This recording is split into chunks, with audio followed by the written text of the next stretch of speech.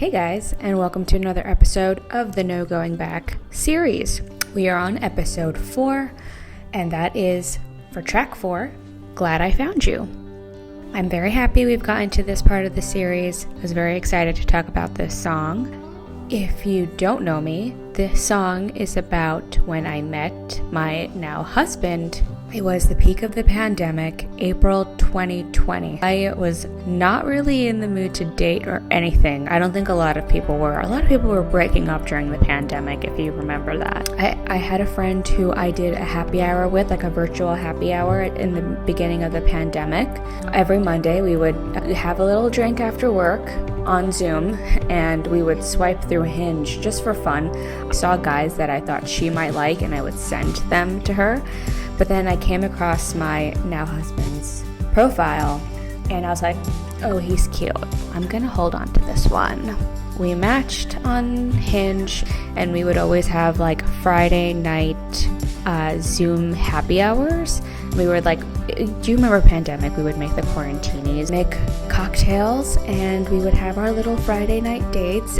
There was just no pressure because there was no okay, let's have a date and then let's organize the next date. It was just Zoom dates. There was still this safe distance. I remember this was the first time where I didn't feel like I needed to put my best possible version, cleaned up, manic pixie dream girl type of shit on this guy. I wanted him to know everything about me, not in a trauma dumping way, in just a safe way of him to know exactly who I am. I felt very safe with him to share exactly who I was without feeling like I would be judged. He's just been the only person in my life that I have felt so comfortable and open with, and that has made me feel so safe. He didn't judge me from the very beginning. He still doesn't judge me now. I remember within 3 weeks of meeting him, maybe even less if we're being honest, I was like, I'm gonna marry this guy. I had people tell me that I was a crazy bitch for thinking that, but I knew. When you know, you know, right? Back to the song. I wrote this song about a week or so after I met my now husband. And we had our usual Friday Zoom dates. It was a very, very long date, and we just shared so much about it with each other. And it's it was late at night. And I just picked up my guitar and I started strumming, and the song just came out. The song, it kind of, if you listen to the first verse, it's like, we don't have to have it all, you will catch me when I fall. If you don't, then I chose to jump. You'll come back to me 'cause you're my all. You just kind of have to have blind faith in God sometimes, not knowing where life is going to take you, and you just know that there are going to be certain things and certain paths that you have to follow, and God is going to be by your side all the time. Even if you don't know where life is going to go, here is this person that is in your life now. That is kind of what the premise of the song is. Just no matter what happens, no matter how much time we have, just happy that I found you. It's like having you in my life and walking the rest of my life with you is enough. This is getting so gushy. So also at the time when writing the song, I discovered Harper through a playlist that Taylor Swift had put together, bands that she loves, and me, of course, wanting to see what her 13th track was. It was a song by 8090 called Your Favorite Song, and she has that on her 13th track. And if you know Taylor, 13 is her lucky number, and then the song was also called Your Favorite Song. And I just absolutely loved their music, loved their sound, and then I did a little Instagram snooping, and I found Harper.